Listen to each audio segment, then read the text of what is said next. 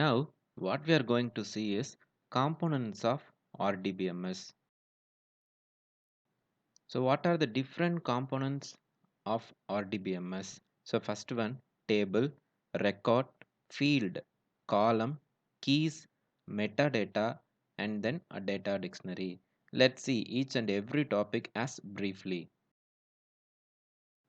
So first one பார்த்தோம் அப்படின்னா table. So table அப்படிங்கிறது நம்மளோட ரியல் டைம் எக்ஸாம்பிளையும் நம்ம நிறைய பார்த்துருப்போம். ஸோ டேபிள் அப்படிங்கிறது it is a combinations of rows and columns. So in RDBMS a table is a collection of data and stored in rows and column format. Table is the most simplest form to store the data in database. So டேட்டாபேஸில் டேட்டாவை store பண்ணுறதுக்கு most simplest and familiar form என்ன சொல்லுவோம் அப்படின்னா table. So இந்த ஸ்லைடில் ஒரு example கொடுத்துருக்கோம் இல்லையா, ஒரு சாம்பிள் டேபிள். அதில் பார்த்தீங்க அப்படின்னா ஐடி, நேம், ஏஜ், சேலரி அப்படிங்கிறது காலம்ஸோட நேம் அண்ட் அதில் ஒரு 4 ரோஸ் இருக்கு. Then coming to record. So record அப்படின்னா என்னன்னு பார்த்தோம் அப்படின்னா each row in the table is called record or tuple.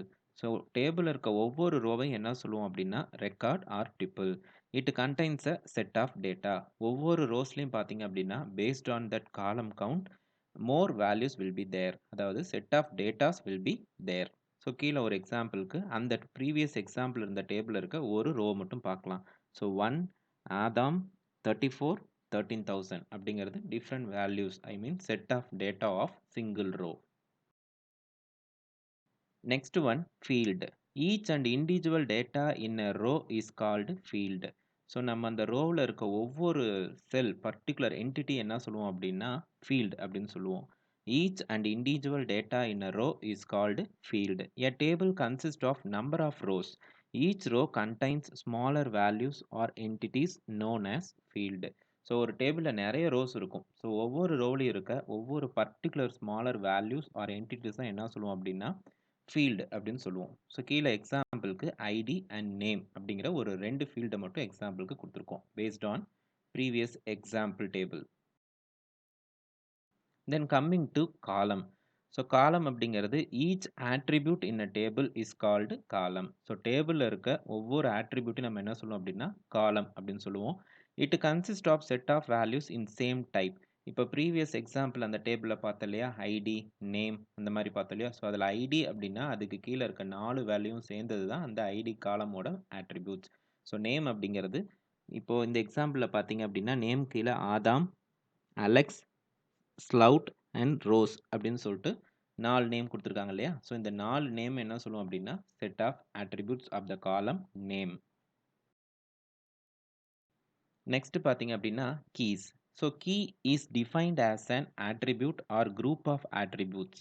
It is used to uniquely identify a tuple or row in a database. So டேட்டாபேஸில் store ஆகிருக்க டேபிளில் இருக்க வேல்யூஸை, ஐ மீன் ரோஸை யூனிக்காக ஐடென்டிஃபை பண்ண யூஸ் பண்ணுற குரூப் ஆஃப் ஆட்ரிபியூட்ஸ்க்கோ இல்லை ஒரு சிங்கிள் ஆட்ரிபியூட்டுக்கோ என்ன பேர் அப்படின்னா கீஸ் அப்படின்ட்டு பேர். There are 5 types of keys. So in that first one primary key, unique key, foreign key, super key and then candidate key. So first one பார்த்தீங்க அப்படின்னா primary key. So primary key is used to avoid duplicate and null values in the table. So மெயினாக primary கீயோட purpose என்னன்னு பார்த்தோம் அப்படின்னா இப்போ நமக்கு டேபிளில் டிஃப்ரெண்ட் காலம்ஸ் இருக்கும் or more number of rows or more number of columns இருக்கும். ஸோ ஒரு காலமில் நமக்கு ரிப்பீட்டட் வேல்யூஸ் வரக்கூடாது, நல் வேல்யூஸ் வரக்கூடாது அப்படின்னு நினச்சோம் அப்படின்னா அந்த காலமுக்கு we have to set primary key constraint. So primary key is used to avoid duplicate and null values in the table. It identifies row uniquely. So ஒவ்வொரு ரோவையும் தனியாக அடையாளம் கண்டுபிடிக்க யூஸ் பண்ணுறது தான் primary key அப்படிங்கிற concept. primary key can be applied on single field or multiple field. நம்ம primary keyயை ஒரு single fieldக்கு use பண்ணிக்கலாம், இல்லை more than one multiple fieldsக்கு யூஸ் பண்ணிக்கலாம். ஸோ நெக்ஸ்ட் ஒன் பார்த்தீங்க அப்படின்னா யூனிக் கீ. ஸோ யூனிக் கீங்கிறது same like that primary key, but என்ன டிஃப்ரென்ஸ் அப்படின்னு பார்த்தோம் அப்படின்னா it is used to avoid duplicate values and allows null values in the table. So இது என்ன பண்ணுன்னா டியூப்ளிகேட் வேல்யூ அவாய்ட் பண்ணும், பட் நல் வேல்யூஸை டேபிளில் இருக்க காலமில் இருக்க வேல்யூவில் அலோவ் பண்ணும். It identifies the row uniquely. So இதுவும் ரோவை வந்து யூனிக்காக ஐடென்டிஃபை பண்ணுறதுக்கு யூஸ் பண்ணுற one kind of key.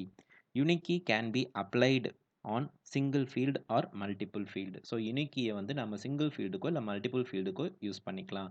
So ரெண்டுக்கும் சேம் எக்ஸாம்பிள் தான் ஒரு டேபிள் கொடுத்துருப்போம், எலமெண்ட் அப்படிங்கிற டேபிள். ஸோ ப்ரீவியஸ் ஸ்லைடில் பிரைமரி கீ பார்த்தோம் இல்லையா? ஸோ அது எந்தெந்த காலம்க்கு யூஸ் பண்ணிக்கலாம்னா, நம்ம எந்த காலம்க்கு வேணாலும் பிரைமரி கீ யூஸ் பண்ணிக்கலாம், ஆஸ் வெல் அஸ் யூனிக் கீயும் யூஸ் பண்ணிக்கலாம். ஸோ இந்த எக்ஸாம்பிள் டேபிளில் பார்த்தீங்கிறது எலிமெண்ட் அப்படிங்கிறது டேபிளோட நேம். ஸோ இதில் சிம்பிள், நேம், அட்டாமிக் நம்பர் இதெல்லாம் பார்த்தீங்கன்னா காலமோட நேம்.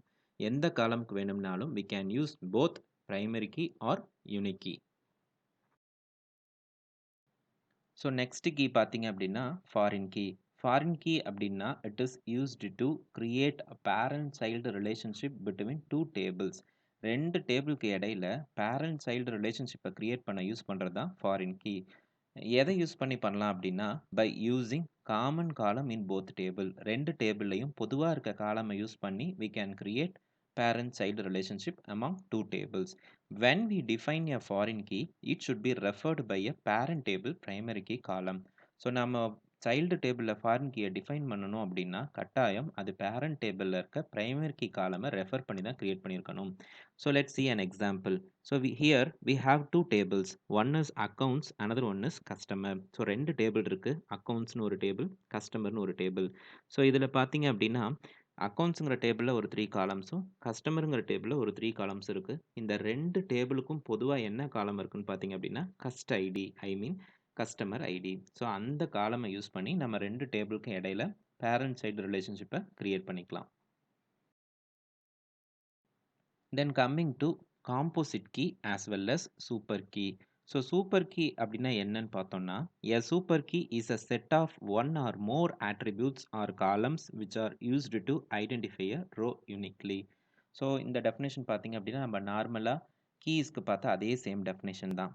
ஸோ ஒரு கீ நம்ம சூப்பர் கீ அப்படின்னு சொல்லணும் அப்படின்னா கட்டாயம் அது ஒன் ஆர் மோர் attributes வந்து காலம் which are used to identify a row uniquely. கட்டாயம் ரோவை வந்து யூனிக்காக ஐடென்டிஃபை பண்ணணும். That may be either single or set of attributes. Then coming to composite key. If more than one constraints are used as primary key in a table, then that is called as a composite key. So நம்ம டேபிளில் more than one காலம்க்கு primary key use பண்ணியிருந்தோம் அப்படின்னா then that is called as composite key. Then coming to metadata. Already we have seen in the very first slide டேட்டாபேஸில் பார்த்துருப்போம். Meta டேட்டானா என்னன்னு சொல்லுது, it is data about data.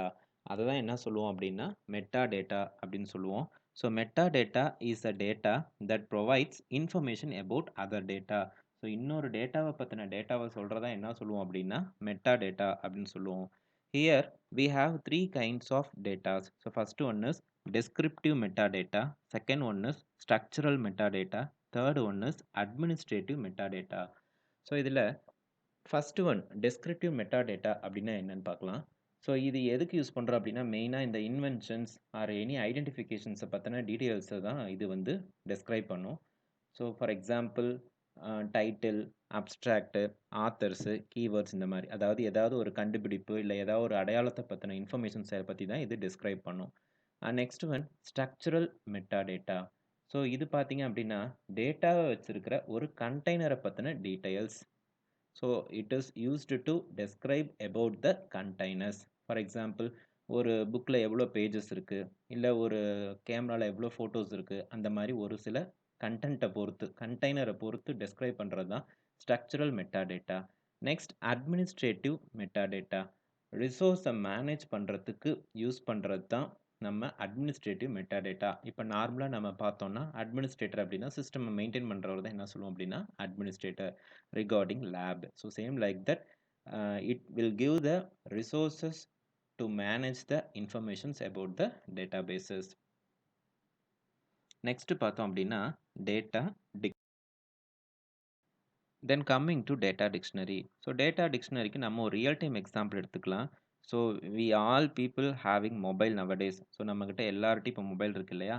So அந்த மொபைலில் file manager அப்படின்னு ஒரு ஆப்ஷன் இருக்கும். ஸோ அது எதுக்கு மெயினாக யூஸ் பண்ணோம் அப்படின்னா அதுக்குள்ளே போனீங்க அப்படின்னாவே it will act as a centralised data storage of your mobile. So உங்க மொபைல்ல வந்து எவ்வளோ மெமரி ஸ்பேஸ் இருக்கு, எவ்வளோ வந்து இன்னும் ஃப்ரீ ஸ்பேஸ் இருக்கு, டோட்டல் மெமரி ஸ்பேஸ் எவ்வளோ, அதில எவ்வளோ நீங்க யூஸ் பண்ணியிருக்கீங்க அப்படிங்கிற டீட்டெயில் எல்லாமே சென்ட்ரலைஸ்டா ஸ்டோர் ஆயிருக்கு இல்லையா? So same like that here also data dictionary stores the definitions of all tables in the databases. So டேட்டாபேஸ்ல ஸ்டோர் ஆயிருக்க எல்லா டேபிள பத்தின இன்ஃபர்மேஷன்ஸ் எல்லாமே இங்க இதுல இருக்கும்.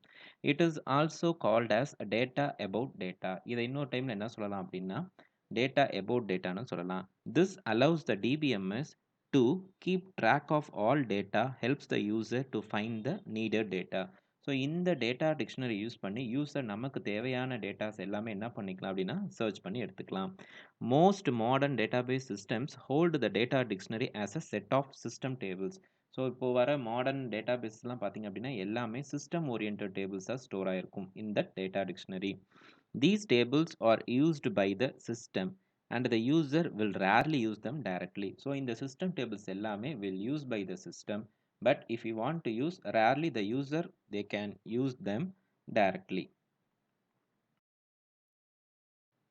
Then what are the contents of the data dictionary? So data dictionaryல என்னென்ன content இருக்கும் அப்படின்னா இந்த following questionsக்கான answer எல்லாமே available in the data dictionary. First one, what data is available? Next, where is the data stored? Who owns the data? Next, how is the data used? And last one, who can access the data?